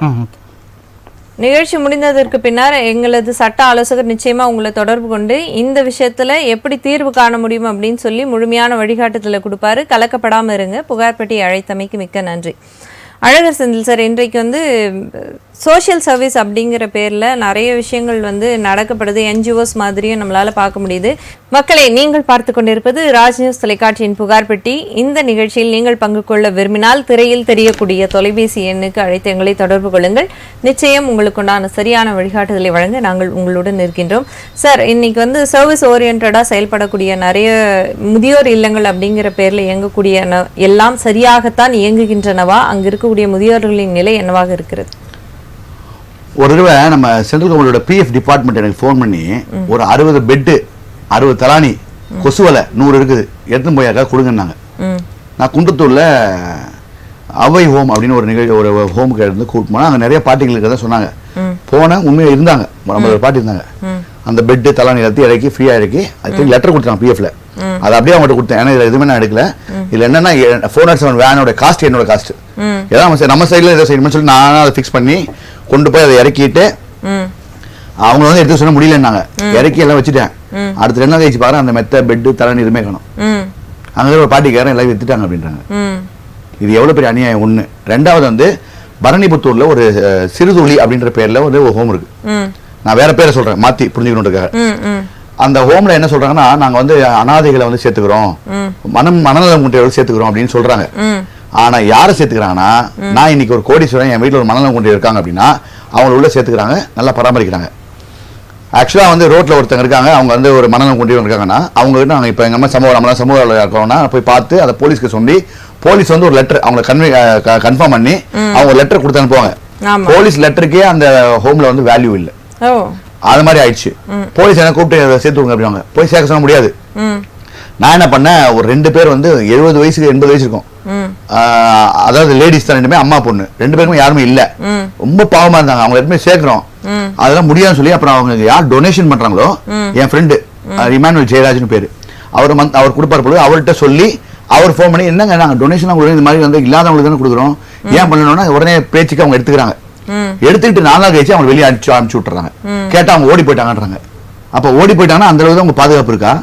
அப்ப உள்ள இருக்கவங்க எல்லாம் பாதுகாப்பு அவ்வளவுதானா? ஆனா அங்க இருக்கவங்களுக்கு எல்லாருமே அவ்வளோ பேண்ட் அவ்வளோ ஷர்ட் எங்க வந்து டொனேஷன் வருது, அவ்வளோ காசு டொனேஷன் வருது. இதை வச்சுக்கிட்டு அவங்க வந்து பாக்குறாங்க, இதை பணம் பாக்குறாங்களே தவிர உண்மையா சர்வீஸ் ஓடிட்டு அந்த ஹோம் இல்லைன்றதை நான் பதிவு பண்றேன். அந்த குழப்பாளர் அந்த பணிபுத்தர் கிட்ட இது வந்து ஒரு ஹோம், இது மாதிரி நிறைய ஹோம் இருக்குது. இந்த அதிகாரிகள் என்ன பண்றாங்க? கூட்டு சதியா? நைட் ஷெல்டர்னு வைக்கிறாங்க, அதை நீங்க போய் செக் பண்றீங்களா? நைட் ஷெல்டர் மட்டும் இருக்குது. இந்த மாதிரி ஹோம்ல போனா நீங்க நம்ப மாட்டீங்க, அவ்வளோ கெட்ட ஸ்மெல். அப்ப அவங்க வந்து மனநலத்துல இல்லைன்னா கூட அவங்கள வந்து அப்ப அது அவங்களே அறியாம சப்கான்ஷியஸா அவங்களை நீங்க வந்து டார்ச்சர் பண்ற தானே, அது சரியா பராமரிக்கணும்ல. அப்ப இந்த மாதிரி வச்சுக்கிட்டு அவங்க வந்து எவ்வளவு காசு பாக்குறாங்கன்றதை என்னுடைய விஷயம் பதிவு பண்றேன். இது மாதிரி இது வந்து அதாவது நம்ம நாட்டுல தமிழ்நாட்டுல முதியவர்கள், விதவைகள், மாற்றுத்திறனாளிகள் சாபக்கேடுன்னு தான் சொல்லுவேன். அவன் செய்யணும் ஓய்வூதியம் அரசாங்கம் கொடுத்தா கூட மீடியேட்டர்ஸ் போய் சேர்க்கறது இல்ல. போரூர்ல ஆல்ரெடி பதிவு பண்ணிருக்கேன். இதுல பல அநியாயங்கள் நடக்குது. ஒரு தேசியமயமாக்கப்பட்ட வங்கி வந்து முகவரை வச்சுக்கிட்டு SSS தாசில்தார் ஒருத்தர் ரிட்டையர் ஆயிட்டாங்க. அந்த அம்மா பண்ண கூட்டு களவாணித்தனம். அந்த தேசியமயமாக்கப்பட்ட வங்கியோட சீஃப் மேனேஜர் இவங்கெல்லாம் சேர்ந்து 2500 ATM கார்டை வந்து ஸ்வைப் பண்ணி பெரிய இஷ்யூ ஆக்கியிருக்காங்க. அது பெரிய மேட்டர். இது இதை தயவுசெய்து வந்து உளவுத்துறையோ இல்ல யாராவது எடுத்து ரிப்போர்ட் எடுத்து அவங்க செக் பண்ணாங்கன்னா முதல்வர் வந்து ஆணையிட்டா மட்டும்தான். இதாவது எம்எல்ஏ சத்தம் போட்டிருக்காரு, ஆனா இன்னும் வந்து அது வந்து ஆக்ஷன் எடுக்காம இருக்காங்க. சோ இது என்ன பண்றது எனக்கு இன்னும் தெரியல. இதனால முதியவர்கள் எல்லாத்துலயும் பாதிக்கப்படுறாங்க. அரசாங்கம், நான் இதை சொல்றேன், இன்னைக்கும் சொல்றேன், ஆளுங்கட்சி எதிர்கட்சிலாம் இல்ல, திமுக நல்லது பண்ணா சப்போர்ட், பிஜேபி சப்போர்ட், தப்பு பண்ணா சொல்லி காட்டுவோம். ஆமா அரசாங்கம் கொடுக்குது, ஆனா அது போய் சேர்றதான இல்ல, நடுவுல முகவர்கள் திருடுறாங்க. இது கூட்டக்கலவாணித்தலங்கள் இது நடந்துகிட்டு இருக்குது. இதை வந்து யார்கிட்ட சொன்னாலும் ஸ்டெப் எடுக்கிறது கிடையாது. இந்த பிரச்சனைகள் என்னன்னா யார் போயிருக்குன்னு தெரியல. அதே மாதிரி இந்த ஹோம்ஸ் வந்து ரைட்ஸ் நடத்தணும், எக்ஸ்போஸ் பண்ணணும், அவங்கள மூடணும். தேவைப்பட்ட பணம் மட்டும் பாக்குறாங்க, சர்வீஸ் பண்ணணும், அவங்க தயவுசெய்து மூடுங்கன்னு நான் சொல்றேன். சுழற்சி முறையில ஹோம்ஸ் எல்லாத்தையும் கண்காணிக்கணும், அது சரியாக இயங்குகின்றனவா என்பதை அரசு உறுதி செய்ய வேண்டும் அப்படின்னு சொல்லியிருக்காரு. ஒரு பொது நலன் கருதி, முதியோர்களின் நலன் கருதி, மனநலம் இன்னொரு பாயிண்ட் என்னன்னா, அந்த ரோட்ல இருக்க முதியோர் நம்ம எடுத்துட்டு போறதுக்காக சில பேர் சொல்றேன். பொதுமக்களுக்கு நான் ஒரு எச்சரிக்கை கொடுக்குறேன் என்னன்னா, நீங்க எடுக்கிறதுக்கு முன்னாடி முதல்ல போலீஸ்க்கு இன்ஃபார்ம் பண்ணுங்க. அந்த போலீஸ்க்கு இன்ஃபார்ம் பண்ணி போலீஸ் சப்போர்ட்டோட போனீங்கன்னா அவங்க வந்து ஆணோ பெண்ணோ, உங்களுக்கு பெண்களுடைய வாலண்டியர் கையில வச்சுக்கோங்க, அவங்களுடைய இடுப்பு பகுதி எல்லாத்தையும் முதல்ல செக் பண்ணிடுங்க. ஏன்னா உடல் உறுப்பு திருடக்கூடிய கும்பல்கள் சாப்பாடு போட்டு இவங்களை வந்து நிறைய திருடதாகவும் எங்களுக்கு வந்து புகார்கள் வந்துருக்குது. இது வந்து என்னன்னா போட்டோ எடுக்கணும். ஒரு அழைப்பாளர் வந்துட்டாங்க, இது குறித்து விரிவா பேசுவோம். வணக்கம் புகார் பெட்டி, யாருங்க இருந்து அழைக்கிறீங்க? வணக்கம் சார், உங்க பேர் எந்த மாவட்டத்துல இருந்து அழைச்சிருக்கீங்க? ஒரு எக்ஸர்வீஸ்மேன் சார், ஆர்மி அளவு ராமானுஜம். சொல்லுங்க சார், உங்க புகார் என்ன? ஒரு 10 வருஷம் ஒரு 25,000 கடை வாங்கின ப்ரோ நோட்ல பிளாங்க்ல.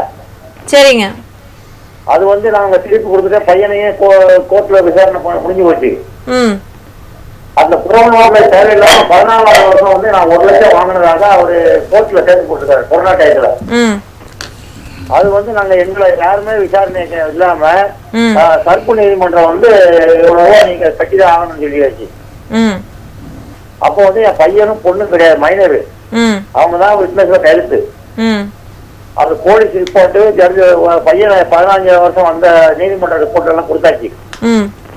எந்த வித விசாரணை இல்லாம இப்ப நீங்க பணம் கட்டணும் இல்லைன்னா உங்களை அரெஸ்ட் பண்ணவொன்னு ஈபி எல்லாம் கையில வச்சிருக்கேன். ஈபி 44 சிவகாசியில ஓடிக்கிட்டு இருந்துச்சு. விருந்தினர் கோர்ட்டு உத்தரவு போட்டுச்சு. சிவகாசி கோர்ட்டு எனக்கு தான் அதை பணத்தை கட்டுன்னு சொல்லுது. சார் நாங்க வாங்கவே இல்லை சார், புறநோட்டு பிளாங்க போட்டு எழுதி சொல்லியாச்சு விசாரணையில கூண்டுல ஏறி.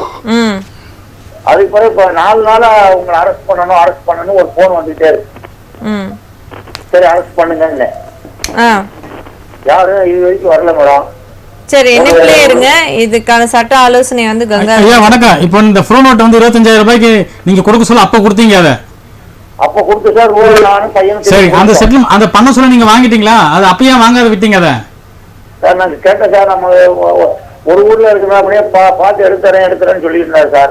சரி, நீங்க அப்படி நீங்க உங்களால அப்போ வாங்க முடியலன்னா ஒரு அஃபிடவிட்ல இது மாதிரி நான் இந்த மாதிரி இந்த பணத்துக்காக தான் நான் கொடுத்தேன், அதனால வந்து இனிமேல் வந்து அது செல்லாதுன்னு அது அப்பயே நீங்க ஒரு சைன் வாங்கிட்டீங்கன்னா அதை வந்து மேற்கொண்டு அவங்க கோர்ட்டுக்கு போயிருக்க முடியாது. அதை ஒண்ணு. இப்போ நம்பர் 2 வந்து அவங்க அந்த அதை வந்து உங்களை பழி வாங்கணும்னு சொல்லிட்டு அதுக்கப்புறம் கோர்ட்டுக்கு போய் ஃபர்ஸ்ட் கோர்ட்லயும் ஜெயிச்சிருக்காங்க, செகண்ட் கோர்ட்லயும் ஜெயிச்சிட்டாங்க. ஆமா. இப்போ நீங்க இப்போ வந்து இந்த உங்க முகாதாரம் பிரமா பேசி எல்லாம் சொல்லி பார்த்தீங்க, அது வந்து அவங்க ஏத்துக்கல. இப்போ நீங்க அப்பீல்ல தான் அதை கரெக்டா சொல்லி அதை வந்து நீங்க விடுதலை ஆகணும். அதுல அதுவும் போயிட்டு சார். சரி, அதெல்லாம் போயிட்டு அந்த 14 வருஷம் போகணும் நினைச்சு கொடுத்துருக்காங்க சார். ஆமா. அந்த டயத்துல எங்க பையனோ பொண்ணோ எங்கிட்ட கிட்னாப்ல இருந்தாங்க. சரி, அது வந்து போலீஸ் ரிப்போர்ட்டை வாங்கியாச்சு, எஸ்பிஐ வாங்கியாச்சு. நம்ம நீதிமன்றத்துல இருந்து பையனை எத்தனாவது வருஷம் ஒப்படைச்சாங்கன்னா அது ஒரு லெட்டர் இருக்கு. சரி, அதையும் திருப்பி நம்ம கோர்ட்ல கொடுத்தேன். சரி, அதை பத்தி விசாரணையே பண்ணல. நீங்க டாக்குமெண்டா போட்டீங்க? இதெல்லாம் எல்லாம் கையில வச்சிருக்கேன். உங்கள்கிட்ட பேசும்போது டாக்குமெண்ட் கையில வச்சுதான் இருக்கேன். இல்லையா, இது என்கிட்ட கையில வச்சதில்லை. இப்போ நான் ஒரு எவிடன்ஸ் நான் வச்சிருக்கேன்னா எவிடன்ஸ்ல வந்து நான் வந்து இந்த கோர்ட்ல வந்து நான் வந்து இதை எக்ஸிபிட் 1 எக்ஸிபிட் 2 மார்க் பண்ணணும். அதை இந்த என்ன அதான் நான் மார்க் பண்ணா மட்டும் தான் ஏத்துப்பாங்க கோர்ட்டு. நான் மார்க் பண்ணாம நான் கையில வச்சுக்கிறேன்னா எப்படி ஏத்துப்பாங்க? இல்ல சார், என்ன கோர்ட்ல கொடுத்துறேன் சார், எல்லாமே வந்து கோர்ட்ல கொடுத்தாச்சு. சரி, அதுக்கு பிறகு அந்த இதை பத்தி அவங்க கோர்ட்ல இந்த விசாரணை கேட்கல. பையன் 12வது வருஷம் தானே சார், 15வது வருஷம் வந்தான், 15வது வருஷத்துல எப்படி சார் கையெழுத்து வாங்க முடியும்னு ஒரு பெட்டிஷன் போட்டு எல்லா டிகிரி வரைக்கும் போயிட்டேன். சரி, கோர்ட் வரையும் நிக்கிறேன் இப்ப. சரி, அங்க 3 அவரை பாருங்க, இவரை பாருங்க, ஒரு 3 ராம வீரர் தான். ஐயா, உங்களுக்கு எல்லாம் கிரவுண்ட்ஸ் இருக்கு, அதை வழி நடத்துற விதம் தான் தவறா இருக்கான்னு தோணுது இப்போ? ஆமா சார், எல்லாமே கரெக்டா இருக்கும் கிட்ட. கரெக்டா வச்சிருக்கேன் சார். இன்னைக்கு ஃபைல் 12 ஃபைல் வச்சிருக்கேன் சார் நான் இந்த ஒரு லட்சத்துக்காக. சரி, இப்போ ஹைகோர்ட்டுக்கு போனீங்களா நீங்க? அப்பீல் ஹைகோர்ட்டுக்கு போன சார், ஒரு 10,000 கேட்டாரு. சரி, 3,500 கொடுத்த சார், கொஞ்சம் கஷ்டமா இருக்கு நான் தரேன்னு சொல்லி வாங்கினாரு. திருப்பி வந்து இது பண்ணணும் அப்படின்னாரு. அதுக்கு விருந்தாளர் கொடுத்தாச்சு நேற்று. சரி, அதெல்லாம் சரி பண்ணி கொடுத்தாச்சு. இப்போ வந்து முதல்ல வந்து OSL 6 2017 போட்டிருக்காங்க உத்தரவு. சரி. இப்ப இபி நீங்க 44 நான் ஒரு வருஷம் கோர்ட்டுக்கு அலைஞ்சிட்டேன். சரி. என் பையனை விசாரணை பண்ணாங்க. பையனும் உண்மையை சொல்லிட்டேன். அந்த மாதிரி 12ஆம் வருஷம் நான் கரணம் போயிட்டேன். 15ஆம் வருஷம் நான் வந்தேன். அப்படி இருக்கும்போது இவர் வந்து தேவையில்லாம இவர் அப்பா அம்மா போயிட்டு போட்டுக்காரு நிரூபிச்சு ஜட்ஜு வாக்குமூலம் போட்டு கைது வாங்கிட்டு அந்த ஒரு லெட்டர் எடுத்துட்டேன். சரி. அது போல இப்ப ஒரு வாரம் முன்னாடி நீங்க என்ன உத்தரவு கட்ட மாட்டீங்க, உங்க அரெஸ்ட் பண்ணணும் 3 போன் வந்துச்சு. இப்போ நீங்க ஒண்ணு இல்லையா, இப்போ வந்து இந்த கீழ்கோர்ட்டோட ஆர்டர் போட்டிருக்காங்களே. ஆமாயா. இப்போ நீங்க அந்த என்ட்ரி ப்ராசஸ் நீங்க உங்க தரப்பை வந்து சரியா இங்க கீழ்கோர்ட்ல சொல்லல. ஆமா சார். அதனால வந்து ஏத்துக்கல. அதனால வந்து டிகிரி பாஸ் பண்ணிட்டாங்க. ஆமா சார். இப்போ நீங்க அப்பீல்ல ஹைகோர்ட்ல போயிட்டு அது உடனடியாக அதுக்கு ஸ்டே வாங்கினா மட்டும்தான் போலீஸ் உங்களை கைது பண்ணாது. சரி. இல்லைன்னா வந்து உங்களுக்கு போலீஸ் தொந்தரவு பண்ணி தான் இருக்கும். பணம் கட்டலன்னா அவன் வந்து அவங்க பணம் கட்டல கைது பண்ணு சொல்லி அவங்க கம்ப்ளைண்ட் கொடுப்பாங்க போயிட்டு. சரி சார். ஓகேவா? அதனால வந்து ஹைகோர்ட்ல அப்பீல்ல இப்போ நீங்க அது ஸ்டே வாங்க பாருங்க. அந்த ஸ்டேல உங்களுடைய இந்த எக்ஸ்பெக்ட்லாம் வச்சிருக்கீங்க, டாக்குமெண்ட் எவிடன்ஸ் அதெல்லாம் போடுங்க. சரி சார். இப்போ வந்து சார் ஒரு நிமிஷம் எனக்கு புரியாம தான் உங்கள்ட்ட திருப்பி கேட்கிறேன். நான் உங்களுக்கு ஐயா ஒன்றும் இல்லை, நான் நிகழ்ச்சி முடிஞ்சா தொடர்பு கொள்றேன் உங்களை. சரியா சார். நிகழ்ச்சிக்கு அழைத்தமைக்கு மிக்க நன்றி. எக்ஸ் சர்வீஸ் மேன் அப்படிங்கிறவங்க வந்து நான் நாட்டிற்கு சேவை செய்து இன்றைக்கு ஓய்வில் இருக்கக்கூடிய நபர்களுக்கே வந்து இந்த மாதிரியான ஒரு சூழ்நிலை அப்படின்னா உண்மையிலே வந்து உற்று கவனிக்க வேண்டிய ஒரு விஷயம் தான். நிகழ்ச்சி முடிஞ்சதுக்கு அப்புறமா நிச்சயமா உங்களை தொடர்பு கொள்றோம் ஐயா. நீங்க புகார் பெட்டியை அணுகியமைக்கு மிக்க நன்றி சார். இன்றைக்கு வந்து சொல்லுங்க. இது என்ன மேடம் இது? இப்போ வந்து ஒரு 5000 வாங்கியிருப்பாங்க, ஒரு அம்மா வாங்கியிருப்பாங்க, அவங்க பையன் வந்து படிக்க முடியாத வாங்கியிருப்பாங்க. ஒரு 30 வருஷத்துக்கு முன்னாடி வாங்குவாங்க, ஒரு 10,000 20,000 வாங்குவாங்க. அப்போ அந்த வட்டி கொடுக்குறோம்னா பண்ணுவோம், ப்ரோ நோட்ல சைன் வாங்கிடுவான். அப்போ என்ன பண்ணுவோம், விட்டுருவான். சரி, இவங்களாம் வந்து அந்த பணத்தை அடிச்சிருப்பாங்க, திருப்பி கேட்டிருக்க மாட்டாங்க. அப்ப அந்த 5000 ரூபாய் இருக்குல்ல, இவன் 50,000 ரூபாய் போட்டு இந்த பையன் இப்ப படிச்சு பெரிய லெவல்ல இருப்பான் பொசிஷன்ல. இப்ப 50,000 போட்டு ஃப்ரண்ட் நோட்டை போட்டு கேஸை போட்டு அவனுக்கு ஏதோ ஒரு ஆர்டர் வாங்கி அவங்க சப்போஸ் அவங்க கட்டலாம் சொத்து அட்டாச்மெண்ட் போட்டு அந்த சொத்தை கேப்சர் பண்ணக்கூடிய அளவுக்கு நிறைய கேஸ் நடக்குது. இதனால நான் என்ன சொல்றேன்னா, மக்களுக்கு எந்த ஒரு ஆவணமும் நீங்க வந்து ஒரு சைன் போட்டு ஒரு பணம் வாங்க சொல்ல ஒப்படைக்கிறீங்கன்னா அந்த பணத்தை கொடுத்த முடிச்சோன்னா அதை உடனே வாங்கிடுங்க. பணத்தை கொடுத்துட்டு ஃப்ரீயா விடாதீங்க. நம்பர் 1. நம்பர் 2, அப்படி அவன் இல்லன்றானா அப்பயே ஒரு அஃபிடவிட் போட்டு ஒரு நோட்டீஸ் பப்ளிக் கிட்ட இந்த மாதிரி இந்த ஆவணம் கொடுத்தேன், இனிமேல் இந்த பணத்துக்கு எதுக்கும் சம்பந்தம் கிடையாது, இனிமேல் அதை அவருக்கு எதனா டாக்குமெண்ட் என்ன சம்பந்தப்பட்டது வச்சிருந்தாருன்னா அது செல்லாது அப்படின்னு சொல்லி அஃபிடவிட் வாங்கிட்டுங்க. ஏன்னா அதை உடனே வாங்க. இல்லைன்னா நாளைக்கு உங்க தலைமுறைக்கு சப்போஸ் உங்க பையன் 18 வயசு படிப்புக்காக வெளியே போயிருப்பான், அவன் சைன் போட்டு போயிருப்பான், நாளைக்கு அவன் நல்ல நிலைமைக்கு வந்திருப்பான், 5 லட்சம் வாங்கியிருப்பீங்க, 50 லட்சம் தரணும் போடுவாங்க. அப்ப அதுக்கு முன்னாடி அலைய வேண்டிய சூழ்நிலை இருக்கும். அதனால எந்த ஒரு டாக்குமெண்ட் கொடுத்தாலும் அதை பணம் கொடுக்க சொல்லி அதை வாங்கி முடிச்சிருங்க. நிச்சயமா நிச்சயமா. நிகழ்ச்சியின் அடுத்த அழைப்பாளர், வணக்கம் புகார் பெட்டி, யாருங்கிருந்து அழைக்கிறீங்க? மேடம், நான் சேலத்துல இருந்து பேசுறேன் மேடம். உங்க பெயருமா? என் பேர் அனுராதா. சொல்லுங்கம்மா, உங்க புகார் என்ன? மேடம், என் சொந்த ஊர் வந்து மதுரை மேடம். சரிங்க. எங்க மாமனார் வந்து எங்க கல்யாணத்துக்கு 3 லட்சம் ரூபாய் பணம் வாங்கிட்டு இருந்தாரு கடனா. சரிங்க. அப்ப அவர் வந்து எங்க இடத்த 10 ஏக்கர் இடத்த வந்து பவர் ஆஃப் பட்டாணி கொடுத்துதான் அந்த அமௌண்ட் வாங்கிருப்பாரு போல. சரிங்க. அவங்க வந்து அந்த இடத்த வேற யாருக்கும் வித்துட்டாங்க. அது எங்க மாமனார் கேஸ் ரொம்ப நாளா போயிட்டு இருந்துச்சு மேடம். இடையில வந்து எங்க மாமனாரும் ஆக்சிடென்ட்ல இறந்துட்டாரு. கேஸ் வந்து தோத்துச்சு மேடம். இப்ப திருப்பி நாங்க அப்பீல் பண்ணிருக்கோம். நீங்க இப்ப கடன் வாங்கின தொகையை நீங்க திருப்பி கொடுத்ததுக்கு அப்புறமா அவங்க வித்துருக்காங்களா இல்ல முன்னக்கூட்டியே வித்துட்டாங்களா? இல்ல, நாங்க கடன் தொகையை அவங்களுக்கு கொடுக்கல. 3 லட்சம் ரூபாய் தான் வாங்கி. ஆனா அந்த இடத்தோட மதிப்பு வந்து இப்ப கோடிக்கு மேல ஆயிடுச்சு மேடம். அவங்க வந்து எங்களால எவ்வளவு போராடி பார்த்தோம், ஆளுங்க எல்லாம் வச்சு பேசி பார்த்தோம். அவங்களுக்கு அமௌண்ட் 80 லட்சம் 90 லட்சம் தர்றோம் எல்லாம் சொல்லி இருந்தாங்க. ஆனா எதுவுமே செய்யல. கேஸ் வந்து தோத்துருச்சு. நாங்க திருப்பி அப்பீல் பண்ணிருக்கோம் மேடம். அது எங்களுக்கு திருப்பி கிடைக்கிறதுக்கு வாய்ப்பு இருக்கா மேடம்? அம்மா ஒண்ணும் இல்லம்மா, பவர் ஆஃப் பட்டாணி என்ன தெரிஞ்சுக்குமா, இப்போ உங்களால விற்க முடியல அந்த இடத்த, எல்லா பவரையும் அவர் கொடுத்துருங்க விற்கிறதுக்கு வாங்குறதுக்கு எல்லாத்துக்கும். அதுக்கு ஒரு ஏஜென்ட் தான் பவர் ஆஃப் பட்டாணி. ஓகேங்களா? இப்போ கடன் வாங்குறவங்க எல்லாருமே வந்து அது ஒரு ஸ்டைலா இப்போ ப்ரோனோட் வாங்குற மாதிரி நீங்க கொடுக்குறீங்களான்னு கேட்பாங்க. நம்மள மாதிரி ஆளுங்க என்ன நினைப்பாங்க, பவர் ஆஃப் பட்டாணி எதுவுமே தெரியாம உடனே சரி ஓகே பணம் கிடைச்சா போதும் அப்படின்னு சொல்லிட்டு உடனே பவர் ஆஃப் பட்டாணி கொடுத்துருவோம். அது என்னன்னா நம்ம சொத்தை விற்கிறதுக்கு வாங்குறதுக்கு எல்லாத்துக்கும் அதிகாரம் கொடுக்கறது. ஓகேங்களா?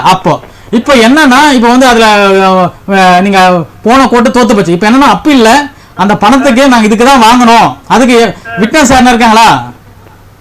விட்னஸ் இருக்காங்க சார். அந்த விட்னஸ் எல்லாம் வச்சு சாட்சி சொல்லி அதை வந்து ஃப்ரேம் பண்ணி அப்படி கொண்டு போனா மட்டும்தான் ஜெயிக்க முடியுமா? அதை நீங்க 19 நீங்க பவர் ஆஃப் அட்டர்னி சேலஞ்ச் பண்ணி போனீங்கன்னா தோத்துருவீங்க. ஏன்னா பவர் ஆஃப் அட்டர்னின்றது உங்களுடைய சொத்துக்களை விற்கிறதுக்கு வாங்கறதுக்கு எல்லா உரிமையும் அவருக்கு திறந்துடுறீங்க. அதுதான் பவர் ஆஃப் அட்டர்னி. அதனால ஒரு விட்னஸை வச்சு ஒரு 10 பேர் அந்த ஊர்ல ஒரு விட்னஸ் வச்சு இதுக்காக தான் பணம் வாங்கினாங்க அப்படின்னு சொல்லி ஒரு கிரியேஷன் பண்ணி அதன் பிறகு இந்த அப்பீல்ல இந்த எவிடன்ஸ் எல்லாம் கொண்டு போங்க. அப்போ ஜெயிக்க வாய்ப்பு இருக்கு. ஏன்னா 3 லட்சம் ரூபாய் தான் வாங்கிருக்கீங்க. அந்த பணம் வந்து கேஷா வாங்கிருக்கீங்களா இதோ வாங்கிருக்கீங்களாமா? அமௌண்ட் தான் சார் வாங்கி. இல்ல செக்கா வாங்கிருக்கீங்களா இல்ல இதோ வாங்கிருக்கீங்களா? லிக்விட் கேஷா ரொக்கமா வாங்கிருக்கீங்களா? இல்ல அமௌண்ட் தான் வாங்கிருக்காங்க. ரொக்கமா தான் கையில வாங்கிருக்கீங்க இல்லையா? ஆமா ஆமா. அப்ப அதனால நீங்க சேலஞ்ச் பண்ணுங்க. இப்ப மாமனார் இறந்துறாரு, அது ஒன்றும் பிரச்சனை கிடையாது. அவர் லீகல் இருக்காங்களே, லீகல் உள்ள கொண்டு போய் சேலஞ்ச் பண்ணுங்க, கண்டிப்பா ஜெயிக்கும். சார் இப்ப வந்து எனக்கு 3 பிள்ளைங்க ஆயிட்டாங்க. சரிம்மா. இல்ல கல்யாணம் பண்ற வயசு வந்துருச்சு. எங்களுக்குன்னு இப்ப வேற சோர்ஸே இல்ல. அந்த இடம் கிடைச்சாதான் ஓரளவு நாங்க எங்க சொந்த ஊருக்கு போக முடியும். சரிம்மா. அதையும் போடுங்க அந்த பாயிண்ட்ல. ஏமா எல்லாமே நீங்க உள்ள கொண்டு போயிடுங்க. இப்ப லீகல் இது இத்தனை பேர் இத்தனை வாரிசு இருக்காங்க, உள்ள போங்க. இதை நம்பி தான் நாங்க இருக்கோம். எல்லா லீகலையும் உள்ள கொண்டு போயிடுங்க. அதனால நீங்க உங்க எவ்வளவு பேர் வாரிசு இருக்காங்க, குழந்தைங்க எல்லாத்தையும் கொண்டு போங்க. சரிங்க சார். நன்றிமா. நன்றி. இப்ப வந்து அப்பீல் போயிட்டு இருக்குல்ல சார்? ஆமா இப்ப போயிட்டு இருக்கு. இப்ப அடுத்து நாங்க என்ன சார், நாங்கெல்லாம் இந்த பிள்ளைங்க எல்லாம் இப்பதான் ஏஜ் ஓரளவு மெச்சூர்டா இருக்காங்க. இப்ப நாங்க அடுத்து எங்க ஃபேமிலியில நாங்க என்ன சார் பண்றது? அவங்களுக்கு வந்து 2 பையங்க, மூத்த பையனோட ஒய்ஃப்னா எனக்கு 3 பிள்ளைங்க, அவங்களுக்கு 2 பிள்ளைங்க ஆயிடுச்சு. 2வது பையனுக்கு 2 பிள்ளைங்க. நீங்க எல்லாருமே அந்த சொத்தை நம்பி தான் இருக்கீங்கன்னு சொல்லுங்கம்மா. ஆமா சார். எல்லாருமே சொத்து நம்பி இருக்கும். அவர் வந்து ஒரு கடனை தான் வாங்கினாரு. அதுக்கு ஊர்ல ஒரு 10 விட்னஸ் ரெடி பண்ணி கிரியேஷன் பண்ணி அதுக்கு ஒரு அஃபிடவிட் ரெடி பண்ணி 10 பேருக்கு அதுக்கப்புறம் அந்த சாட்சிகள்லாம் கிரியேட் பண்ணிட்டு நாங்க வாங்கின தொகை கம்மி, இத்தனை கோடி போகுது, அதை வந்து நாங்க கடனை தான் வாங்கினோம், இதை எங்களுக்கு பவர் ஆஃப் அட்டர்னி தெரியாம கொடுத்தோம்ன்றது நீங்க ப்ரூவ் பண்ணா மட்டும்தான் ஜெயிக்கும். நீங்க எல்லா லீகலையும் இதுல உள்ள சேருங்க, கண்டிப்பா ஜெயிக்கும்.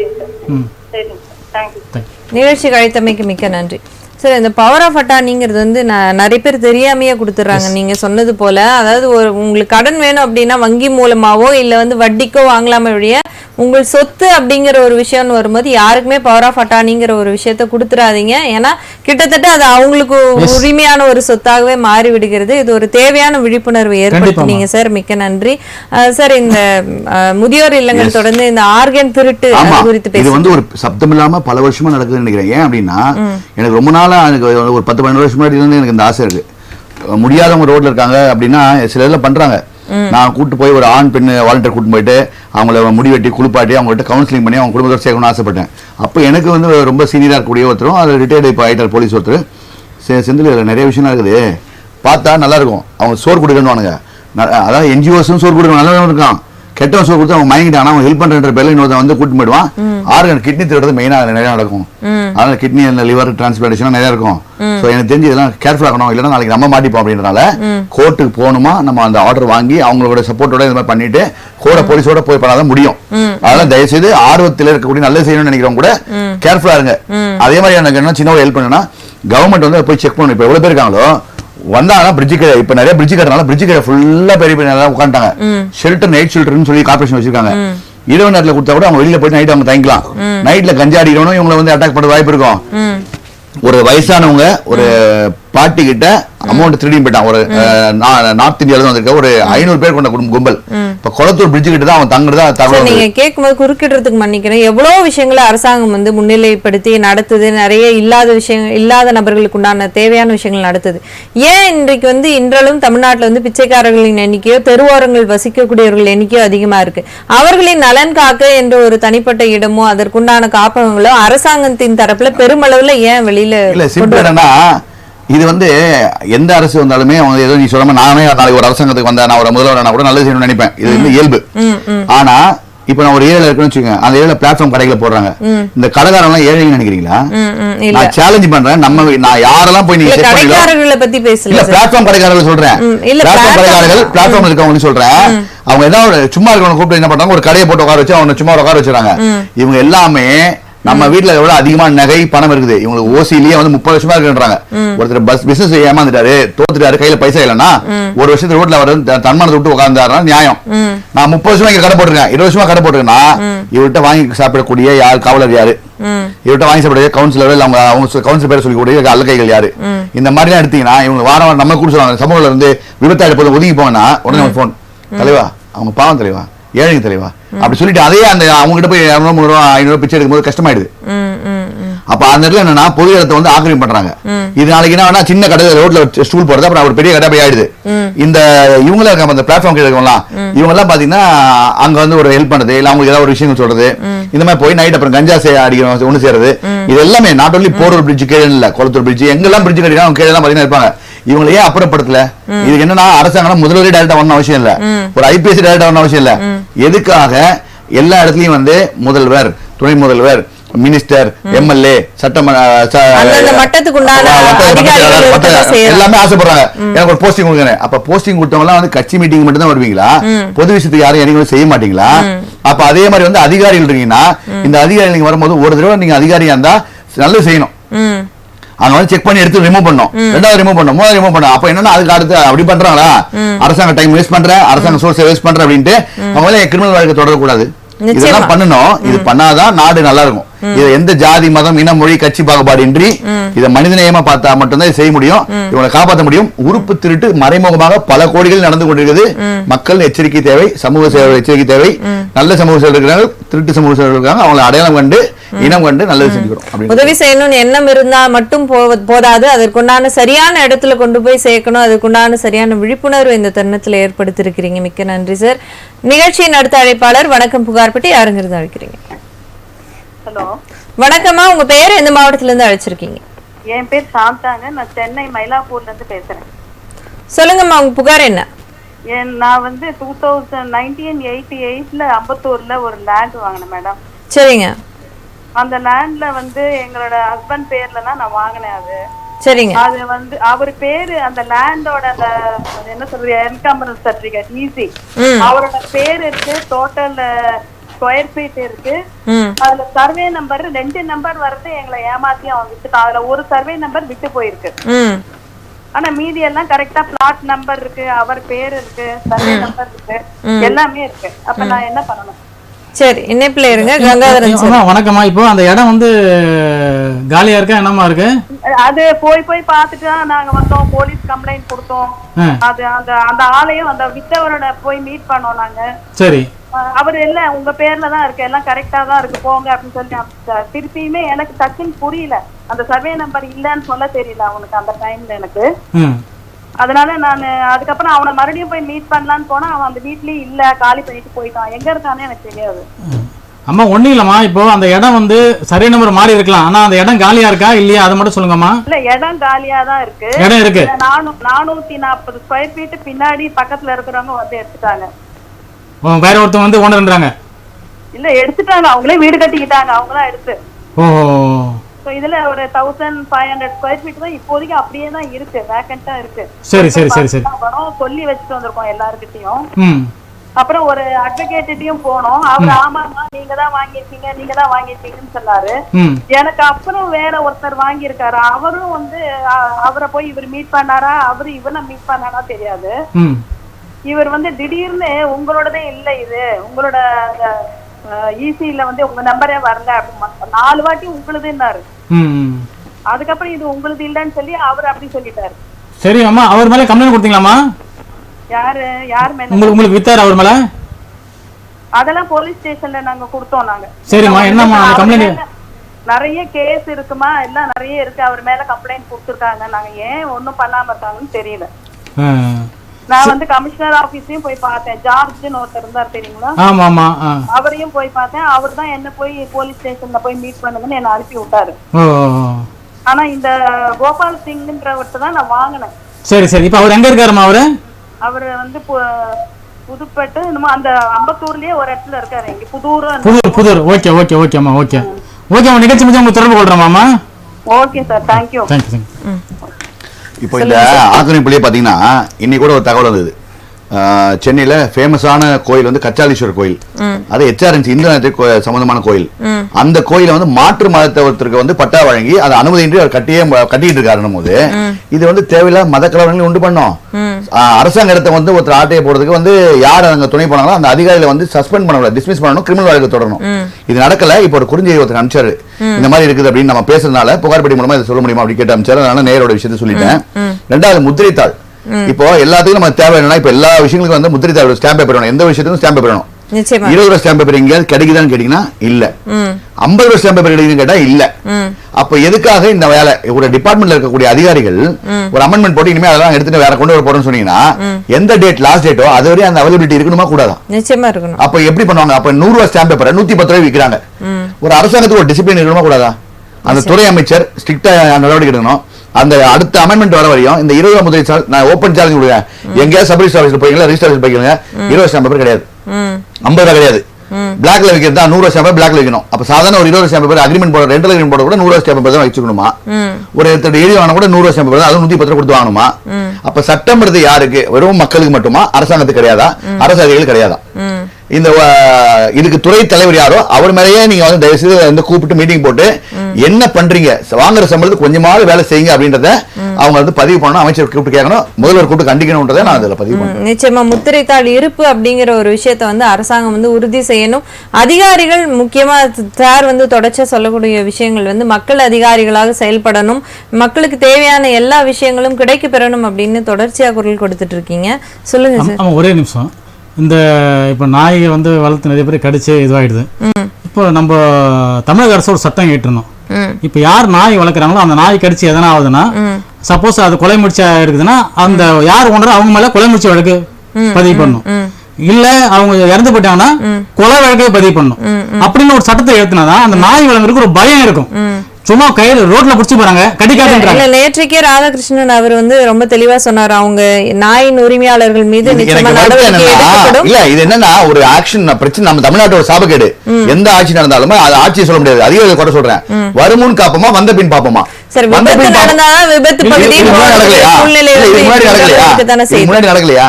இல்லமா, அது வந்து ஸ்டேஷன் ஜாமீன்ல வெளியிட்டாங்க, சாதாரண ஒரு பதிவு பண்ணிருக்காங்க. அது கொலை முயற்சி வழக்கா பதிவு பண்ணா மட்டும்தான் அதுக்கான சட்டங்கள் ஏற்றினா மட்டும்தான். இப்ப நான் ஒரு வாகனம் வச்சிருக்கேன், ஒரு வாகனத்தை முட்டுறேன்னா எனக்கு இன்சூரன்ஸ் எல்லாம் அந்த வாகனத்துக்கு நான் தான் பொறுப்பு சொல்றேன். அதே ராதாகிருஷ்ணன் ஐயாட்ட உதயம் தியேட்டர் கிட்ட பின்னாடி ஒரு தெரு வந்து பொதுமக்கள் போக்குவரத்தை மறிச்சிருக்காங்க, யாரும் தனியாக ஆக்கிரமிப்பு பண்றாருன்னு சொல்லி அவர்கிட்ட டைரக்டா கம்ப்ளைண்ட் கொடுத்தாச்சு. ககன்தீப் சிங் ஐஏஎஸ் கொடுத்தாச்சு, எல்லா ஜோனல் 10 ஆபீசர் கொடுத்தாச்சு, எல்லாரும் கொடுத்தாச்சு. இன்னைக்கு வரையும் யாரும் ஸ்டெப் எடுக்கலையே. அப்ப அங்கேயும் வந்து ஒரு பிரச்சனை நடந்தாதான் வந்து நின்று அவர் பதில் சொல்லுவாரா? ஏன் முன்னாடி ஒரு வந்து நாங்க சொன்னா சொல்லுவோம் கேட்டுக்க மாட்டாங்களா? நிச்சயமா. அதாவது நிறைய அலுவல் பணி போக்குவரத்து சாலையை வந்து ஆக்கிரமிப்பு பண்ணி ஒரு 4 வியாபாரிகள் வந்து ஒரு பெரிய வியாபாரிகள் சின்ன சின்ன கடைகள் இல்ல, பெரிய பெரிய இது வந்து அந்த தெருவை இந்திரா காலனின்ற இடத்தையும் வந்து ஆக்கிரமிப்பு பண்ணி வச்சிருக்காங்க. பொது போக்குவரத்தை முடக்கி இருக்காங்க. கேட்டா 25 வருஷம் மாதிரி ஏதோ ஒரு சின்ன ஒரு ஆர்டர் போட்டாங்களா? 25 அப்புறம் இன்னைக்கு பாப்புலேஷன் என்ன? ஐஏஎஸ் உங்ககிட்ட முடியாது, நாங்க மனு கொடுத்தோம்ல, நேரம் சொன்னோம்ல, போன்ல சொன்னோம்ல, இத பாக்குறேங்க அப்படின்னு இன்னைக்கு வரையும் பாத்தாங்களா? அதே ராதாகிருஷ்ணன் ஐஏஎஸ் நான் கேக்குறேன், இன்னைக்கு வரையும் பாக்கல அவரு. நிச்சயமா நீங்க புகார் பெட்டி வாயிலா சொல்லி இருக்கிறீங்க, அதுவாது அவர்கள் செவிகளுக்கு எட்டுமா என்று நாம் பொறுத்திருந்துதான் பார்க்க வேண்டும். நீங்க சொன்னது போல அது கொலை முயற்சி அப்படிங்கிறதுக்கு உண்டான வழக்கை பதிவு செய்யணும், அது ஒரு சட்டமா இயற்றப்படணும் அப்படின்னு சொல்லி ரொம்ப தெளிவாகவும் அழகாகவும் சொல்லி இருக்கிறீங்க.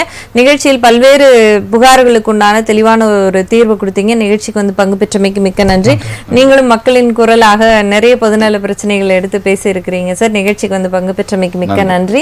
நேயர்களே, மீண்டும் புகார் பெட்டி நிகழ்ச்சியில் சந்திக்கலாம். நன்றி, வணக்கம்.